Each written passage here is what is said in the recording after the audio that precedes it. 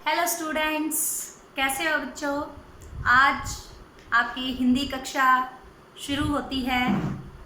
हमने बेटा कल अर्थालंकार का पहला भाग यानी कि उपमा अलंकार किया, तो आज हम अर्थालंकार का दूसरा भाग यानी कि रूपक अलंकार करेंगे। तो आइए जानते हैं रूपक अलंकार के बारे में। अर्थ अलंकार का उपभेद रूपक अलंकार। रूपक अलंकार का अर्थ है बेटा आरोप या मान लेना।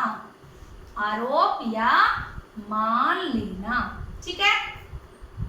इसकी परिभाषा क्या होगी?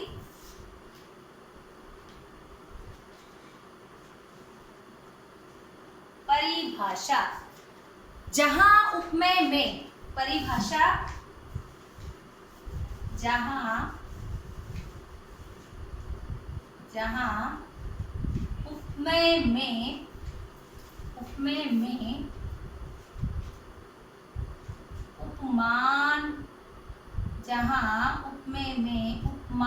की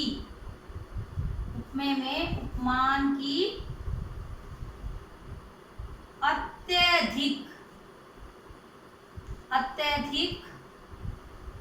समानता के कारण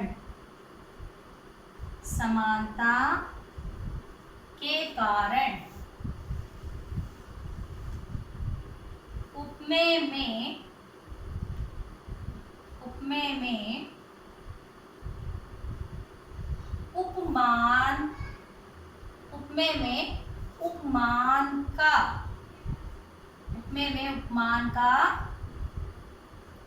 अभेद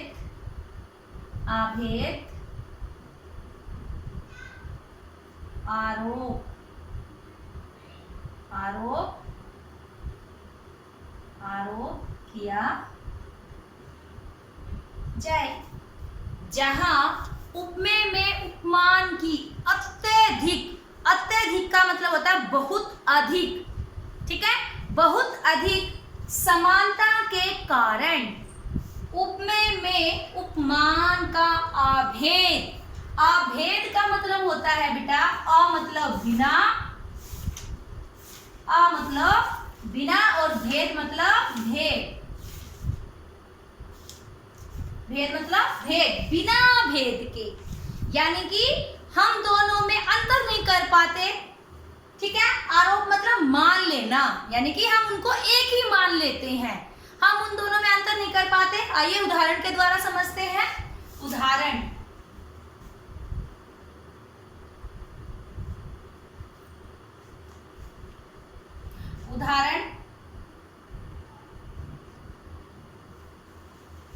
चंद्र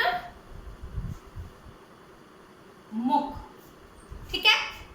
चंद्रमुख। अब हम ये नहीं समझ पा रहे कि इसमें उपमेय कौन सा है और उपमान कौन सा है। इन दोनों में हमें अत्यधिक समानता नजर आती है, बहुत अधिक समानता, यानी कि हम ये नहीं मान पा रहे कि मुख ज्यादा सुंदर है या चांद ज्यादा सुंदर है। हम इन दोनों में क्या मान रहे हैं? इन दोनों को एक मान लेते हैं। तो बेटा इसमें यही कह रखा है कि उपमेय में उपमान का अभेद आरोप किया जाए, यानी कि हम उपमेय और उपमान में अंतर नहीं कर पाते कि कौन सा ज्यादा सुंदर है। हम दोनों को ही क्या मान लेते हैं? एक मान लेते हैं। तो इसका स्पष्टीकरण हम कैसे करेंगे?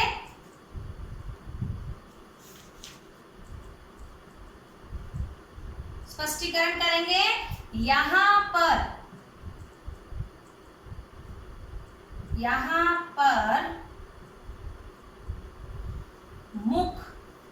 मुख क्या है? उपमेय। मुख उपमेय, यहां पर मुख चंद्र क्या माना? उपमान। यहां पर मुख उपमेय पर मुख उपमेय पर चंद्र उपमान का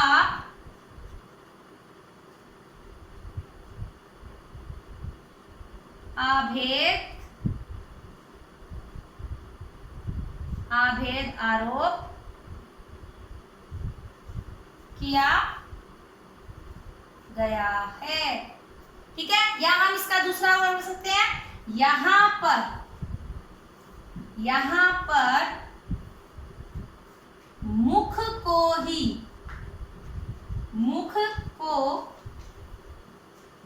क्या मान लिया है? मुख को ही चंद्र मान लिया है। ठीक है, हम इन दोनों में से कोई भी स्पष्टीकरण कर सकते हैं। यहाँ पर मुख उपमेय पर चंद्र उपमान का अभेद आरोप किया गया है, या दूसरा स्पष्टीकरण हम कर सकते हैं। यहाँ पर ये पहला स्पष्टीकरण, ये दूसरा हो जाएगा, दोनों में से एक कर सकते हैं आप। ठीक है, यहाँ पर मुख को ही चंद्र मान लिया गया है, यानी कि हम दोनों में अंतर नहीं कर पाते, इन दोनों को ही हमने क्या मान लिया है? एक मान लिया है, अभेद आरोप किया गया है। तो एक और उदाहरण हम देख सकते हैं, जैसे गुरुपद पंकज सेवा। उदाहरण,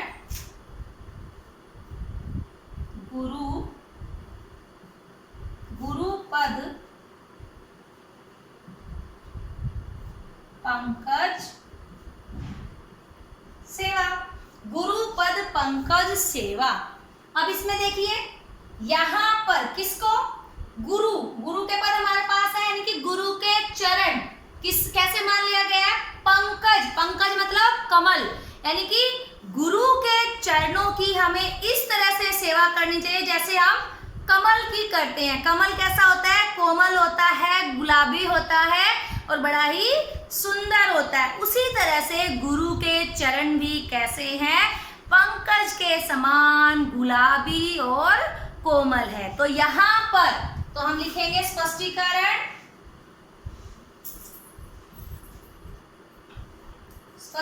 करेंगे। यहाँ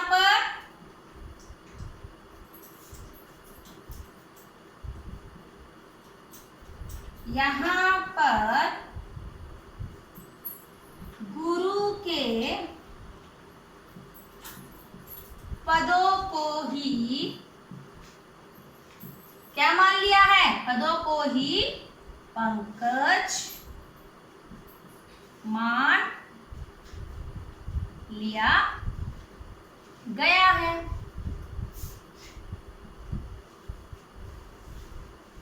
मान लिया गया है, अतः यहाँ पर क्या है?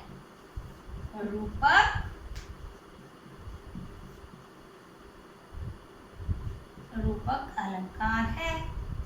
ठीक है, या आप इस तरह भी कर सकते हो कि यहाँ पर गुरुपद क्या है? उपमेय, और उपमान क्या हो जाएगा? पंकज। किसकी तुलना किससे की गई है?